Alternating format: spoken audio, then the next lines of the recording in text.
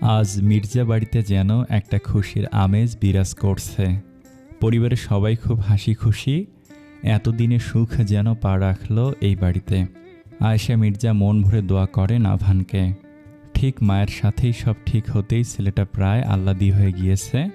সোহানা আজ নিজ হাতে সব রান্না করেছে। নিপা খাবার টেবিলে সুন্দর করে তা পরিবেশন করছে। নওয়াজ আর নাহিদ মির্জা অফিসের একটা বিষয় নিয়ে ব্যস্ত। আয়েশা মির্জা তার ডানে তাকিয়ে দেখে নিধি ঝিমানো মুরগির মতো ঝিমাচ্ছে। অনেক রুষ্ট হয়ে যান তিনি। এই মেয়ের ঘুম কই থেকে আসে তিনি বুঝে পান না। ভার্সিটির জন্য রেডি হয়েও এমন।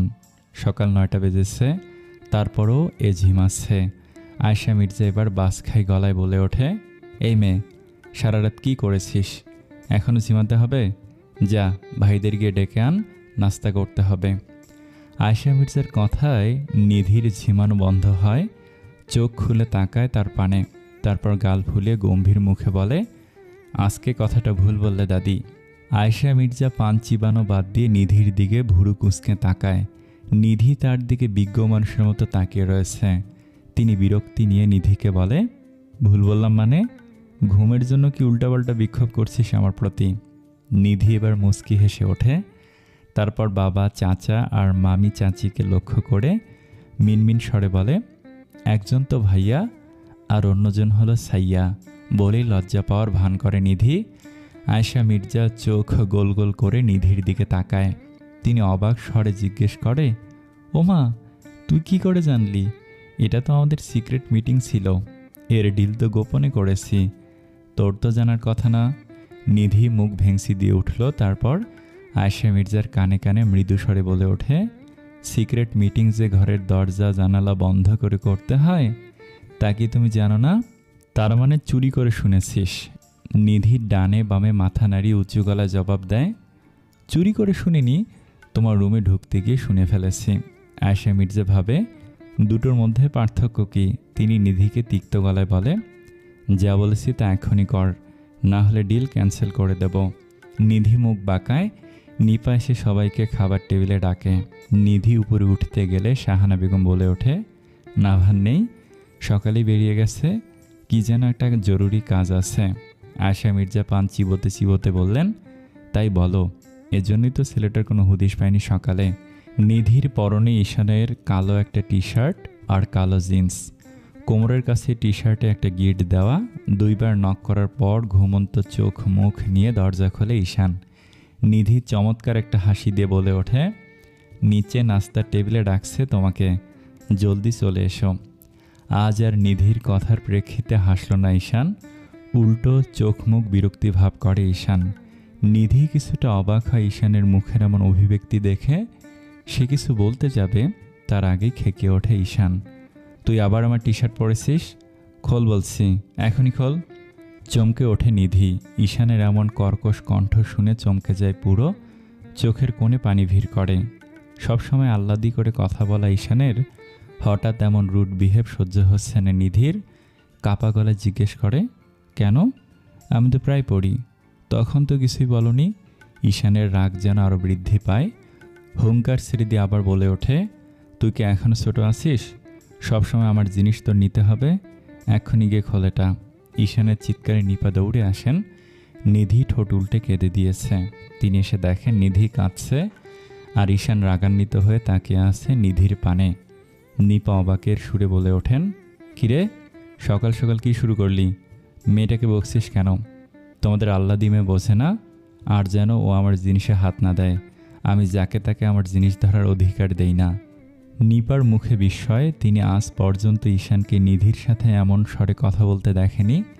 তিনি ধমক দিয়ে ঈশানকে বললেন, মারবো একটা, তাড়াতাড়ি নিচে আয়। আর নিধি, চলো আমার সাথে। নিধি অশ্রুসিক্ত চোখে ঈশানকে একবার দেখে নিপার সাথে চলে যায়। আজ যে সে প্রচুর শখে আছে। খাবার টেবিলে ঈশানের মুখ থমথমে ছিল। আগের মতো কোনো কিছুই বলল না। নিধিও চুপচাপ হয়ে গেছে। খাবার পর নিধি উঠতে নিলেই ঈশান সবার উদ্দেশ্যে বলে, তোমরা নাকি আমার আর নিধির বিয়ে ঠিক করেছ? সবাই হতভম্ব হয়ে যায়। একে অন্যের দিকে তাকিয়ে থাকে কিছুক্ষণ। আয়েশা মির্জা শান্ত স্বরে জবাব দেয়, আমি ঠিক করেছি, কিন্তু তুই কি করে জানলি? সত্য কতদিন লুকানো থাকে বলো? আর আমি একটা জিনিস ভেবে পাচ্ছি না, তোমরা কি করে চিন্তাভাবনা মাথায় আনতে পারো? যেখানে আমি নিধিকে নিজের বোনের মতো দেখি, সেখানে বিয়ে? ভাবতে পারছি না আমি। রাগী গলায় বলে ঈশান। নিধির বুকটা ধক করে উঠল। নেত্রপল্লব ঝাপটিয়ে ঈশানের দিকে দৃষ্টি স্থির করে রাখল। আয়েশা মির্জা রুষ্ট হয়ে নিধির দিকে তাকায়। তিনি ভাবে নিধি হয়তো ঈশানকে জানিয়েছে। নওয়াজ মির্জা ঈশানের দিকে তাকিয়ে শান্ত গলায় জিজ্ঞেস করে, আমরা বড়রা মিলে চিন্তাভাবনা করে এই ডিসিশন নিয়েছি। আমাদের মনে হয়েছে তোমরা ভালো থাকবে, এতে আমাদের সবারই মত আছে। আমার মত নেই। তোমাদের উচিত ছিল আমাকে এই বিষয়ে জানানোর। তোমরা কাজটা ঠিক করনি। ঠাস ঠাস করে বলে ওঠে ঈশান। বাড়ির সবাই আরও অবাক হয়। সবসময় শান্তশিষ্ট থাকা ঈশানের এরূপ ব্যবহার তাদের বোধগম্য হচ্ছে না। নাহিদ মির্জাবের নীরবতা থেকে বেরিয়ে এসে ঈশানকে জিজ্ঞেস করে, আসলে এই বিষয়টা তোমাকে জানানোর দরকার ছিল। তুমি শান্ত হও ঈশান, তোমার মতের বিরুদ্ধে কিছুই করব না। নাহিদ মির্জার কথাটা আয়েশা মির্জার একদম পছন্দ হয় না। তিনি গম্ভীর গলায় ঈশানকে বলে উঠলেন, আমি যা বলেছি তাই হবে। বিয়ে তো নিধির সাথেই হবে। বাড়ির মেয়ে বাড়িতে থাকবে, এটা ভালো নয় কি? তার সাথে তাল মেলায় নিপাও। তিনি ঈশানের কাঁধে হাত বুলাতে বুলাতে বলে, মেয়ে তো খুঁজতেই হবে, তাহলে ঘরের মেয়ে কেন নয়? তুই একবার ভেবে দেখ না। ঈশান কোনো উত্তর দেয় না, চুপ করে থাকে। এদিকে নিধি যেন নিজের মধ্যে নেই। সুখ সুখ অনুভব হওয়া মনটা আচমকাই কষ্টে ভরে যাচ্ছে। সোহানা অনেকক্ষণ চুপ করে থাকলেও দীর্ঘশ্বাস ফেলে ঈশানকে জিজ্ঞেস করে ওঠে, তুমি কি কাউকে ভালোবাসো ঈশান? বলতে পারো? সোহানার কথায় সবাই এবার চুপ হয়ে যায়। এটা কারো মাথায় আসেনি। সকলে ঈশানের দিকে জিজ্ঞাসু দৃষ্টিতে তাকায়। ঈশান চুপ করে থাকে কিছুক্ষণ। কালকেই সে বাড়িতে এসে ভেবেছিল বিষয়টা নিয়ে কথা বলবে, কিন্তু রাতে নাভানের সাথে পুরো পরিবারের হাসি খুশি মুহূর্ত নষ্ট করার মন চাইছিল না তার। এদিকে নিধির মনটা বিষাদে ছেয়ে যায়। সে প্রাণপণে দোয়া করে ঈশানের জীবনে যেন আর কেউ না থাকে। নীরবতা কাটিয়ে ঈশান গমগমে গলায় বলে, আমি তিথিকে ভালোবাসি। কথাটা প্রতিধ্বনি হতেই নিধির কানটা ঝাঝা করে উঠল। সে কি ভুল শুনছে? না তো। হলরুমে পিনপিনে নীরবতা চলছে। সবার মনে একই প্রশ্ন, তিথিকে? নাহিদ মির্জা কিছুটা ভেবে বলে উঠলেন, মিজানুল করিমের মেয়ে তিথি। ঈশান মাথা ঝাঁকায়। আয়েশা মির্জার মুখ কালো মেঘে ঢেকে যায়। নিধির থেকে শুনেছিলেন ইনায়া যার সাথে থাকে তার নাম তিথি। ইনায়ার মামাতো বোন। সে নাকি প্রচুর ঝাঁঝালো, সহজেই মানুষকে নাকানি চুবানি খাওয়াতে পারবে এই মেয়ে। নাহিদ মির্জার কথায় তিনি বুঝতে পেরেছেন এটা সে মেয়ে। না, কখনো না। তিনি অন্তত বেঁচে থাকতে ওই মেয়েকে বাড়ির বউ বানাবেন না।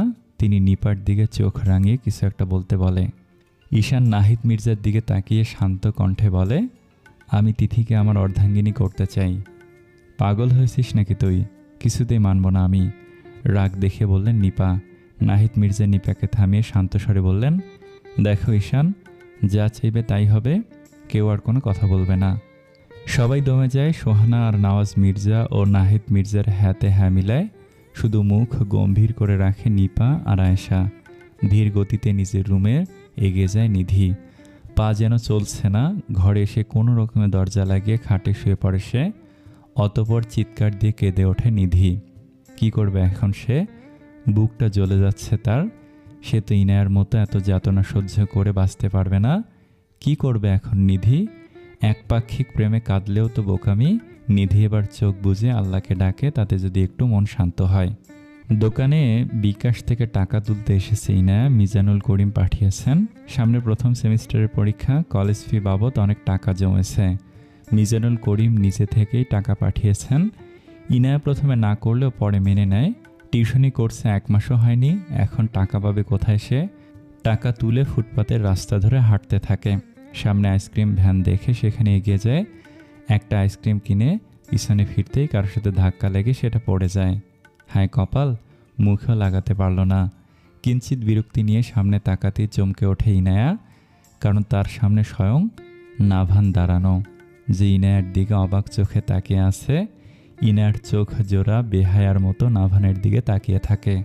লোকটা তার স্বামী, সবচেয়ে আপন, তারপরেও কত পর।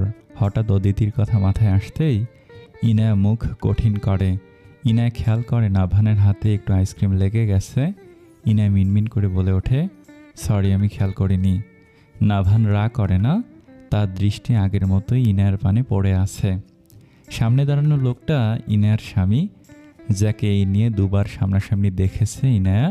মুখটা কঠিন করে সামনের দিকে ইনা পা চালিয়ে কিছু দূর যেতেই হাঁক ছেড়ে ডাকে, নাভান। দাঁড়ান ইনায়া। পা দুটো আটকে যায় ইনায়ার, কিন্তু পিছনে ফিরে না। নাভান ধীর পায়ে ইনায়ার সামনে এসে দাঁড়ায়। থমথমে চেহারা দুজনেরই। ইনায়া প্রচুর অস্বস্তি ভোগ করে। নাভান গম্ভীর শান্ত গলা জিজ্ঞেস করে, কেমন আছেন? জি ভালো, মৃদুস্বরে জবাব দেয় ইনায়া। নাভান দীর্ঘশ্বাস ফেলে ঠান্ডা স্বরে শুধায়, আমাকে দেখে পালাচ্ছিলেন মনে হয়? ইনায়া শান্ত চোখে তাকায়। কালো শার্ট আর জিন্স পরিহিত নাভান, চুলগুলো ব্যাক ব্রাশ করা, শীতল শান্ত কুটকুটে কালো চোখের মণিজোড়া দিয়ে তার দিকে তাকিয়ে আছে নিষ্পলকে। ইনায়া চোখ নামিয়ে নেয়, অতঃপর বলে ওঠে, আপনাকে দেখে অযথা পালাবো কেন? আপনার সাথে তো একদিনের দেখা মাত্র, আমার একটু তাড়াহুড়ো ছিল তাই। নাভান তাকিয়ে থাকে মিষ্টি মুখখানার পানে, গাঢ় কালো চোখ জোড়ায় কিছু লুকানোর প্রয়াস।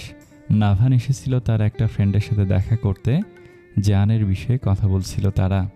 রেস্টুরেন্ট থেকে বেরিয়েই ইনাকে দেখছিল নাভান। তখনই তার পিছনে এসে গাড়ির হর্ন, মানুষের কোলাহলে বিরক্ত বোধ করে নাভান। চলুন আমি ড্রপ করে দিচ্ছি, দরকার নেই, আমি নিজেই যেতে পারবো বলেই ইনা নাভানকে ডিঙিয়ে সামনের দিকে যায়। নাভান বাঁকা হাসে, পিছন না ফিরে জোরে বলে ওঠে, অন্য কেউ এসে নিয়ে যাবে নাকি মিসেস ইনায়া? আমার সাহায্য ভালো লাগেনি? থমকায় ইনায়া, মুখটাকে শক্ত করে তৎক্ষণাৎ। নাভান কি তাকে চিনতে পেরেছে? হবে হয়তো। সে ঘাড় ঘুরিয়ে পিছনে তাকায়। নাভান উল্টো পিঠ করে দাঁড়িয়ে আছে। ইনা সহসায় জোরে বলে ওঠে, এতিম, অনাথ, ডিভোর্সি যে কেউ হোক, আমাদের অন্য কারো দরকার নিতেই হয়। আসলে জানেন কি, কেউ মুখ থুবড়ে ফেলে দিলে অন্যজন হাত বাড়িয়ে ঠিকই তুলে নেয়। তাই অনুদান, সাহায্য যেটাই বলেন, আমাদের তা নিতেই হবে। ওই যে কিছু একটার ভর করে সিধে হয়ে দাঁড়ানোর জন্য। নাভান পিছন ফিরে ইনায়ার দিকে তাকিয়ে হাসল। ধক করে উঠল ইনায়ার বুকটা। হাসিটা যেন কলিজায় বিধে। ঘুরে ফিরে একটা কথা মাথায় আসে, লোকটা তার স্বামী, যাকে ফিরে পাবার জন্য নামাজে বসে কত মোনাজাতে কেঁদেছিল ইনায়া। 9টা মাস যেন নিঃশ্বাস ফেলতেও কষ্ট হতো। তারই যাতনা বাড়িয়ে দিত অদিতির মেসেজ। নাভান আস্তে করে হেঁটে ইনায়ার সামনে আসে। মুখটা খুবই শান্ত নিশ্চল হয়ে আছে। ইনায়ার চোখ হালকা ভিজে আসে। নাভান আলতো হাতে ইনার গালে হাত রাখে। চোখ বন্ধ করেও চমকে ওঠে ইনায়া। আলতো হাতে হাতটা সরিয়ে দেয়। নাভান মুচকি হেসে বলে, ভালোই তো মেয়ে, দরকার ছিল এই রাগটা আমার প্রতি। ইনা নাভানের দিকে ভেজা সিক্ত চোখে তাকিয়ে ঘুরে চলতে থাকে, আর পিছনে ফিরে না। নাভানের চোখ জোড়া এবার অশান্ত হয়। ইনা ফুটপাতের রাস্তা ধরে শেষ মাথায় আসতেই আবার ধাক্কা খায় একজনের সাথে। কান্নারতে হেসকি খাওয়া মুখটা আলতো হাতে তুলে একজন। ইনা ঝাপসা চোখের পলক ফেলে তাকায় মানুষটার দিকে, যে নিষ্পাপ হাসি দিয়ে তাকিয়ে আছে তার দিকে।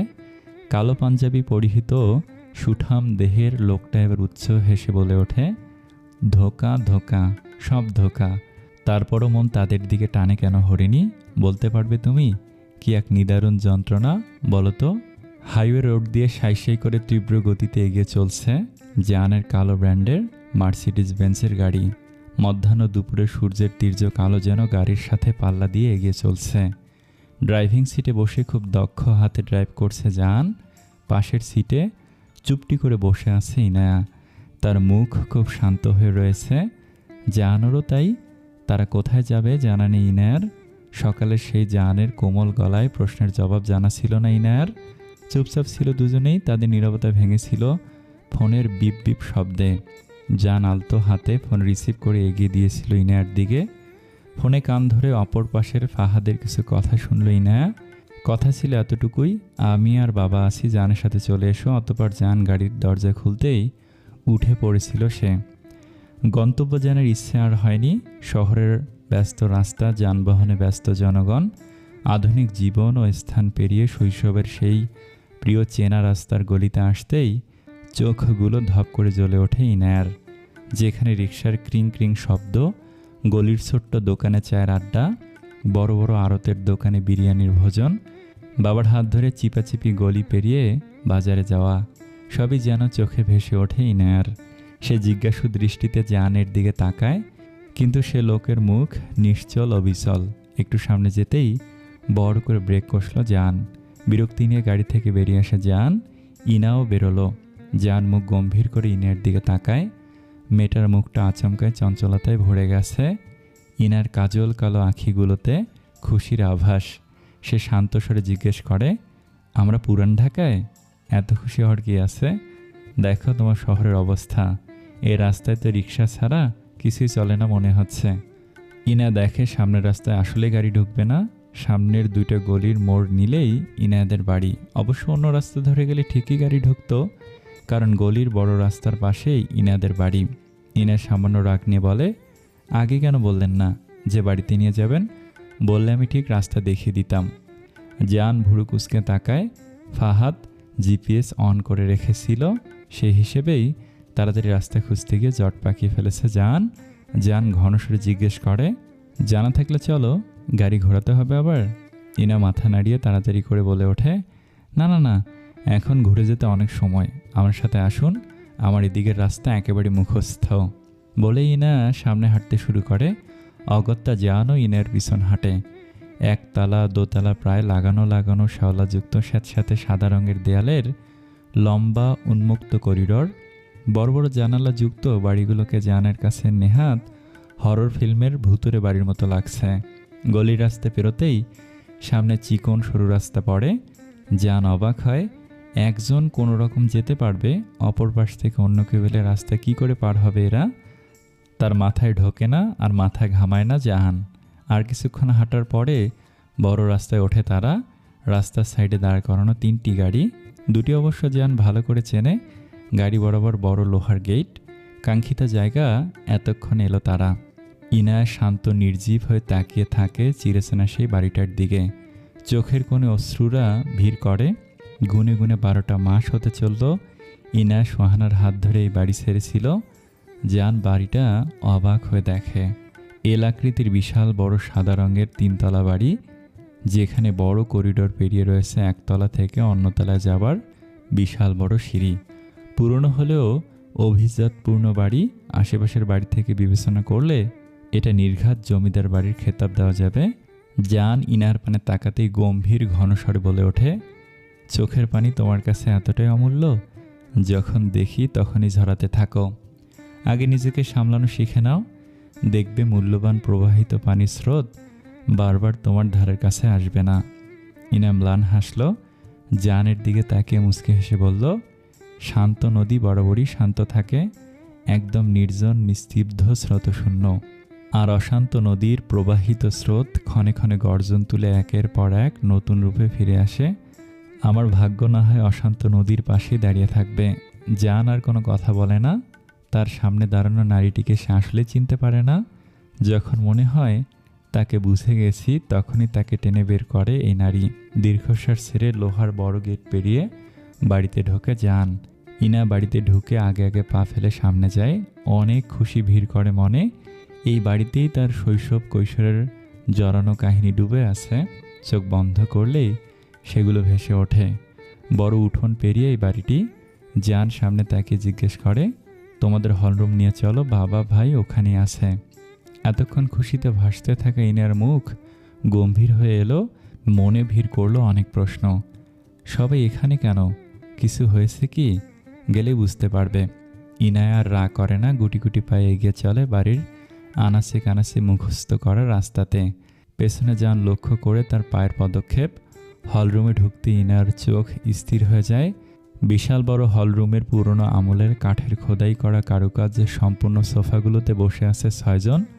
2টা মানুষকে দেখে ইনা ভীষণ অবাক হলো, কারণ সামনে তার ফুপু আনিলা আর তার হাজব্যান্ড ইয়াসিন চৌধুরী, যে তার ভাইয়ের মৃত্যুর পরেও একবারও আসলো না। তার হঠাৎ পুরান ঢাকায় আসার কারণ ধরতে পারল না ইনা। অনিলা মুখ বাঁকা করে ইনাকে দেখে। ইনা মাঝে মধ্যে অবাক হয়। মাও বলতো আনিলা তাকে ছোটবেলায় অনেক আদর করত, এমনকি ইনার নামটাও তার রাখা। ফাহাদ হাত নাড়িয়ে জান আর ইনাকে পাশে বসতে বলে। ইনা গুটি মেরে মিজানুল করিমের পাশে বসে পড়ে। মিজানুল করিম উকিলের সাথে কথা বলে আনিলা বেগমের দিকে তাকায়। দেখুন, বিষয়টা আমি সহজে হ্যান্ডেল করতে চাইছি। ইনার বাবা আশরাফ হোসেন আপনার কাছে ব্যবসার জন্য টাকা ধার করেছিল বছর 4 আগে, সেটা তিনি শোধ করেননি। এখন আপনি পৈতৃক সম্পত্তি ও ধারকার্য টাকা সহ তার পুরো বাড়িটাই দাবি করছেন, তাই তো? আনিলা বেগম গম্ভীর মুখে বললেন, হ্যাঁ, ভাই আমার কোনো টাকাই শোধ করেননি, আর বাবার সম্পত্তির ওপর আমারও অধিকার আছে, তাই আমি দাবি করতেই পারি। ফাহাদ এবার উকিলের থেকে একটা ফাইল নিয়ে আনিলা বেগমের দিকে এগিয়ে দেয়। আনিলা ও তার হাজব্যান্ড ইয়াসিন চৌধুরী দুজনে চমকে ওঠে, তাদের দিকে তাকায়। জাহান বাঁকা হেসে বলে ওঠে, আশরাফ হোসেন আপনার থেকে টাকা নিয়ে আরও বড় করেছিলেন। বছর 2 যেতেই তিনি 3টি আড়তের মালিক হন। তারপর আপনার টাকাসহ গোটা একটা আড়ত তিনি আপনার নামে দিয়েছিল ওনার মৃত্যুর মাস 3 আগে। এই দলিল তার প্রমাণ। তাহলে আপনি টাকা দাবি কি করে করতে পারেন? ইনার এতক্ষণে মনে পড়ে তার বাবা আনিলের নামে একটি আড়ত দিয়েছিল, কিন্তু এর পেছনে এত কাহিনী জানা ছিল না ইনার। আনিলা বেগম চটে ওঠেন, মিথ্যা কথা, ভাই আমাকে এমন কিছুই বলেনি এবং দেননি, মিথ্যা রটাচ্ছেন আপনারা। জান গম্ভীর মুখে একটু হাসি ফোটায়, পাতলা ঠোঁট দুটি নাড়িয়ে ঘন স্বরে জিজ্ঞেস করে, কিন্তু এখানে তো আপনারও সিগনেচার আছে। আপনার পাসপোর্টের হিসাব ধরে দেখতে গেলে আপনি তখন বাংলাদেশে ছিলেন। মুখ ছোট হয় আনিলার, এই ছেলে তার ভিসা অবধি ঘেটে ফেলেছে। এই চুনোপুটি মেয়ে কি করে মেয়র উকিল নিয়ে আসলো, তার মাথায় ঢুকছে না তার। ইয়াসিন চৌধুরী এবার রাগান্বিত হয়ে বলে ওঠে, দুর্নীতি করছেন সবাই, এসব কি? মিজানুল করিম এবার গম্ভীর স্বরে বলে উঠল, প্রমাণ সব আমাদের হাতেই। এখন যদি আপনারা না মানেন তাহলে কঠোর আইনের ব্যবস্থায় আমাদের যেতে হবে। যত যাই হোক, আমি আমার বাড়ি থেকে এক পাও নড়ব না, কঠিন গলায় জোর খাটিয়ে বললেন আনিলা। ফাহাদ এবার উকিলের কাছ থেকে একটা বার্থ সার্টিফিকেট এনে দুজনের সামনে ধরে। অতঃপর দুজনের মুখ কালো আধারে ডুবে যায়। ফাহাদ বাঁকা হেসে বলে ওঠে, এই কাগজ অনুযায়ী আপনি এ বাড়ির কেউ নন। আশরাফ হোসেনের বাবা তার প্রথম স্ত্রীর মৃত্যুর পরে আপনার মাকে বিয়ে করেছিলেন। আপনার মা ছিলেন বিধবা ও তার ছিল 3 বছরের একটা মেয়ে, মানে আপনি। এইটুকু শুনেই ইনায় আশ্চর্য হয়ে যায়। আজ পর্যন্ত এই সত্য তার কাছে অজানা ছিল। বাবা মা এবং কি ছোটবেলার দাদা দাদির মুখেও কোনোদিন এসব কথা শোনেননি। আনিলা বেগমের মুখ রক্তশূন্য ফ্যাকাশে হয়ে যায়, পুরনো সত্য বেরিয়ে এলো বলে। ইয়াসিন চৌধুরী নিজেও এই ব্যাপারে অবগত ছিলেন না। তিনি অবাক হয়ে তাকায় আনিলার দিকে। ফাহাদ তাদের হতভম্ব মুখ দেখে মজা পেলে সে কুটিল হেসে বাকি কথা শেষ করে। আশরাফ হোসেনের বাবা, মানে আপনার সৎ বাবা, আপনাকে মেনে নিয়েছিল, নিজের পরিচয় আপনাকে বড় করে। তিনি সমানভাবে আপনাকে এবং আশরাফ হোসেনকে সম্পত্তি ভাগ করে দিয়েছিলেন। তার মধ্যে এই বাড়ি আশরাফ হোসেনের ভাগে ছিল। ইয়াসিন চৌধুরীর সাথে আপনার প্রণয়ের সম্পর্ক ছিল, এর আগে অবৈধ মেলামেশা, যার জন্য আপনি বিয়ের আগেই প্রেগনেন্ট হয়ে গিয়েছিলেন। সব শুনে আপনাকে বাড়ি থেকে বের করে দেওয়া হয়েছিল। অতঃপর আপনি ইয়াসিন চৌধুরীকে বিয়ে করেন এবং তার কিছুদিন পর আপনার সকল সম্পত্তি বিক্রি করে কানাডায় চলে যান। বাবা মায়ের মৃত্যুর কিছুদিন আগে আপনি আবার তাদের সাথে সখ্যতা গড়ে তোলেন। কি তাই তো মিসেস চৌধুরী? পিনপিনে নীরবতা চলছে রুমটিতে। 2 গম্ভীর ব্যক্তিত্বের পুরুষের মুখে কুটিল হাসি ফুটে উঠেছে, যে হাসি অপর পক্ষকে পরাজিত করার। ইনা চোখ মুখ কুঁচকে রয়েছে। আনিলা এত জঘন্য তার জানা ছিল না। ইয়াসিন চৌধুরী আর কিছু না বলে গটগট পায়ে রুম থেকে বেরিয়ে যায়। মিজানুল করিম ও ফাহাদ বাকি 2 উকিলকে নিয়ে কথা বলতে বলতে বাইরে যায়। আনিলা বেগম চটে গিয়ে ইনার সামনে দাঁড়ায়। ভালোই তো রূপ দেখিয়ে খদ্দের জোগাড় করেছিস, তোর মতো মেয়েরা পারে আর কি। তা তো বটেই, আপনার মেয়েও কিন্তু খদ্দের জোগাড় করতে বেশ পটু, তাও আবার বিবাহিত। আপনার শিক্ষায় শিক্ষিত করেছেন বোঝাই যায়। কানাডার মোস্ট হট প্রস্টিটিউট বলে কথা। ইনা কিছু বলার আগে জান পিছন থেকে কঠিন গলায় বলে ওঠে। আনিলা বেগম খেপে গিয়ে দাঁত কিরমিরিয়ে ওঠে। জানকে আঙুল শাসিয়ে কিছু বলতে যাবে, তার আগেই মুখের আদল ভয়ঙ্কর লাল করে গর্জে ওঠে জান। আবার গলা উঠালে মেরে পুরান ঢাকার অলিতে গলিতে দেহ ছিন্ন ভিন্ন করে রেখে দেব। অনিলা জানের চোখের দিকে তাকিয়ে ভয় পেয়ে গেলেন। ইনাও হতভম্ব হয়। এই গুন্ডাটা হঠাৎ করে মুখের আদল বদলে ফেলে। জান লম্বা পায়ে হেঁটে আনিলার সামনে আসে। তারপর পাঞ্জাবির হাতা হালকা গোটাতে গোটাতে বলে, এখনই বাড়ি থেকে বেরিয়ে যান, না হলে ঠ্যাং ভেঙে সারা জীবনের জন্য গলিতে ভিক্ষা করার ব্যবস্থা করে দেব। কারণ জান করিম কথা কম বলে, কাজে বেশি ফোকাস করে। যার নাম শুনতেই আনিলা থমকালো। বিডিতে এসেছে 15 দিন। এই দিনের মধ্যেই বাড়ির জন্য বিশাল ঝুট ঝামেলা পোহাতে হয়েছে জাহান করিমের সঙ্গে। সামনাসামনি দেখা না হলেও লোকজন দিয়ে ঠিকই শাসাতো। তাহলে এই সেই ছেলে? আনিলার কথা বাড়ালো না, চলে গেলেন সামনে থেকে। ইনা নিশ্চুপ দাঁড়িয়ে আছে। জাহান সোফার মধ্যে ক্লান্ত ভঙ্গিতে গায়ে দেয়। টেবিলের ওপর এক পা আরেক পায়ের ওপর ভাঁজ করে রাখে। অতঃপর হাই তুলে ইনার উদ্দেশ্যে বলে, এই তোমার বাড়ির মেহমানদারি? 1 কাপ চাও খাওয়ালে না? 30 মিনিটের মেহমান আমি। তোমার থেকে এত কঞ্জুসি আশা করিনি হরিণী। আব্বেহালা খাইবার হলে থাকতে হইব, নইলে আমরা কোনো মেহমানি করি না। বুঝে এলে থাহ, নাইলে যাওগা। জান থ মেরে রইল। ইনার কথাগুলো বলে মুচকি হেসে সরে যায়। জান কিছুটা অবাকের রেশ ধরে বলে ওঠে, এখন আবার শালা? এটা কি ঠিক করলে হরিণী? কথাটা ইনায়ের অগোচরে থেকে যায়। বাইরে এসে মিজানুল করিম আর ফাহাদকে অনেক ধন্যবাদ জানায় ইনা। তারা না থাকলে বাবা মায়ের নিজের শৈশবের স্মৃতিটাও হারাতে হতো। ফাহাদ ইনায়কে মুচকি এসে বলে ওঠে, ধন্যবাদটা আমাদের না, জাহানকে পাওয়া দরকার। বাবা বলার পরে এই বিষয়টা আমি জাহানকে দেখতে বলেছিলাম। সে অনেক কষ্টে তোমাদের বাড়ি আর তার হিস্ট্রিটা বের করেছে। ইনা অবাক হয় না, কারণ সে জানে এই গুন্ডাটার দ্বারা সব সম্ভব। মিজানুল করিম এবার ফাহাদের দিকে তাকিয়ে গম্ভীর মুখে বলে, এই ঝামেলা তো শেষ হলো। এখন বলো তোমার কিচ্ছা কবে মিডিয়া থেকে ডিলিট করছো? আজকাল বিজনেস পার্টনারগুলো তোমার নাম ভাঙিয়ে আমার সাথে মজা করে। ফাহাদের মুখটা শুকিয়ে যায়। ঘটনা আসলে দিনকে দিন বড় হচ্ছে। তার দলের লোকগুলো এই নিয়ে তাকে সন্দেহ শুরু করেছে। আপাতত ভাবনায় আছে সামনের সপ্তাহে তিলককে সাথে নিয়ে প্রেস মিটিং ডেকে বিষয়টা সেখানেই ক্লোজ করবে। এছাড়া আর কোনো উপায় নেই। তার আগে সে নিধিকে চরম শিক্ষা দেবে। নিধি ফাহাদকে অপমান করলেও তার গায়ে লাগতো না, কিন্তু বিষয়টা এবার তার স্বপ্নের কেরিয়ারে পড়েছে। এবার কোনো ছাড় সে দেবে না।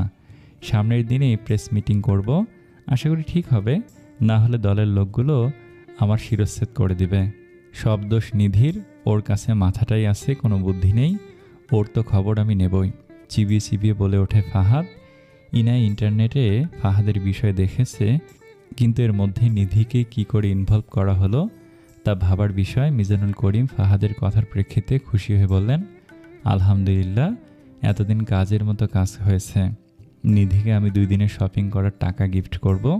তুই যদি ওকে বকেছিস তো আমি নিজেই তোর শিরচ্ছেদ করব। ফাহাদ আবার আহত হয়।